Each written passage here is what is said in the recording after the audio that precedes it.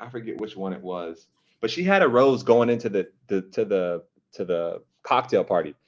And as I go to like start handing out roses and stuff, she's safe for the night. She's not going home. She's like bawling, crying. And like I could tell she had been crying. So I was just like why is like what could she possibly be upset about if she's like safe for the night? And like the women had formed these relationships with the other women who were there, and they almost enjoyed hanging out with each other more than they did myself, which is understandable. They're spending all this time together in the house. So like whenever you sent home one of the women, it was just like a big event. So everyone, I had to be sensitive to the fact that that was going on, and it was just like blew my mind that that was a thing. I'm like, wait, y'all are safe, but you're upset about other people going home. I was just like, what?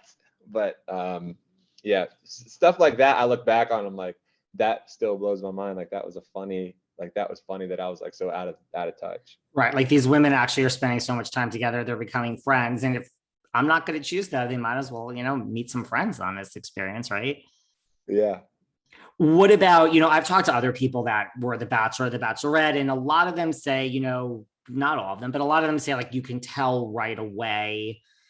I mean, I guess, could you tell right away? And if so, like, how hard was that then? You're making a TV show. I mean, you can't reveal anything. Like, so whatever, ever, I mean, you still are going through the process to be true to yourself, but like, did you know right away? And if so, how hard is that to just kind of, let's not give this girl all the attention and make it that obvious. Mm-hmm. I mean, we have editors and production experts, but right? Like you wouldn't really know that. You'd be like, wait, am I being so obvious here?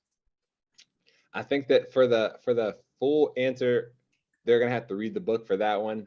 But I will say that what I was drawn to Rachael was her realness and her authenticity. And when you're in a space like I was, and anybody who's in that position, like you're going to be drawn to someone like that because there's so much like fraudulent things going around and like emotions and feelings. And I didn't see that with her. And that's why I was just so drawn to her.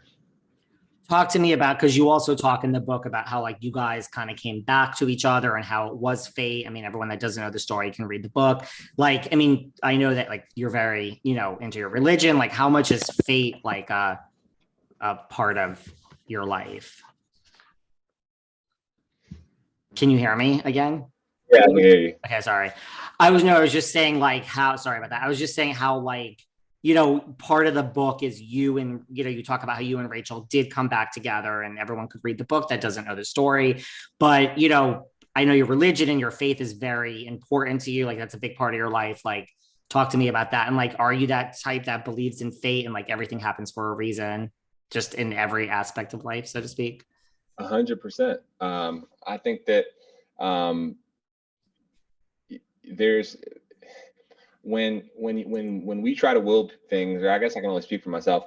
Whenever I try to will things in my life, they typically don't pan out the way that I'd like them to pan out because my belief is that when I'm pursuing things that God wants me to do, He's going to honor those things. And when I'm pursuing things that I selfishly want to do outside of what He wants me to do, then I'm going to fall flat on my face because I've found through trial and error that I can't do things on my own strength. Like I've got to rely on His guidance so that I will continue to make right decisions in working towards a space that He wants me to be in. And so whenever I try to do things on my own, it never works out. So, I've through the obstacles that I faced in my life, I just have to rely on Him to make sure that I'm doing all the things that I need to be doing so that I'm going to stay in His will and continue to grow and have favor. So that's kind of a long-winded answer. I don't know if it answers your question, but just being very prayerful and, not trying to will my way or selfishly do things that I think would be in my best interest because it just never works out. That does make a lot of sense. Well, listen, The Bachelor gave you your girlfriend in the form of Rachael, but how is your boyfriend? How is Mr. Tyler Cameron doing today?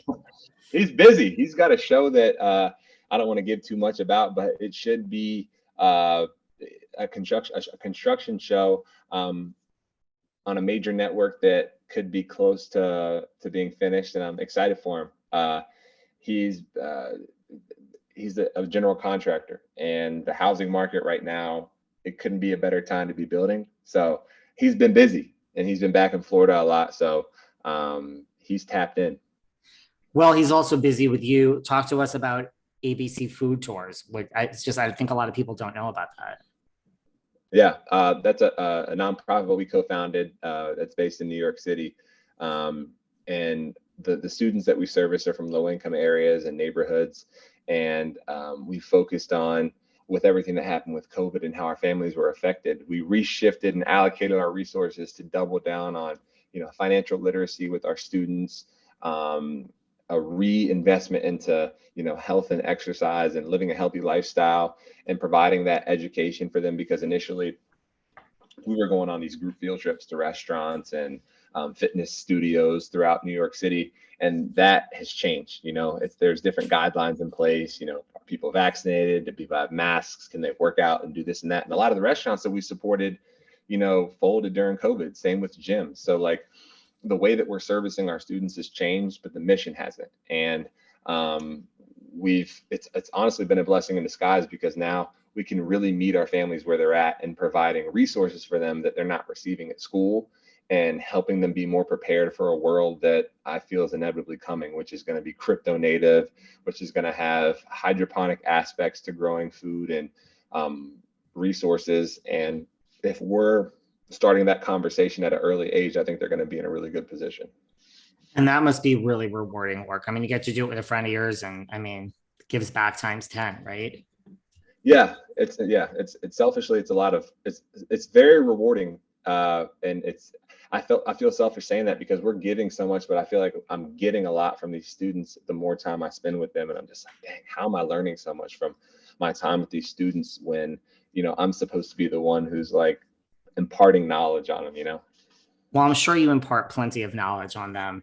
Well, listen, I mean, it sounds like Tyler's, busy with this new TV show. ABC Food Tours keeps him busy. But, despite being linked to, Kristin Cavallari in the press, as far as I know, he's single. So you are his BFF. Like, what does Tyler need? Like, do you try to fix him up? Like, what does he need in a woman? I'm no one to tell him what he needs. He's got to figure it out. I think when he's ready and he finds somebody that fits into what he's looking for, then he's gonna settle down. He doesn't have a limit of options available, and I think that he's got a lot of things that he wants to accomplish as a man and as a businessman. And if he finds somebody who is on that same trajectory and making themselves better, and I think that's going to be a perfect match. So who knows? He's a wild card. You never know what's going to happen. I was just going to say, I mean, listen, he does fine on his own, but I mean, well, based on all that, what about Kristin Cavallari? Wouldn't she be a great fit for him? I've never met Kristin. She seems like a wonderful woman. I don't know. I've never met Kristin. I'm sure that if he's spending any significant amount of time with her, then she's got to be a good person. But yeah, I have no idea. If I would give you something if I had it, but I've never met her. I've never spent any time with her, so I have no idea. Well, I'm just going to put that out into the world. I'm going to will it to happen.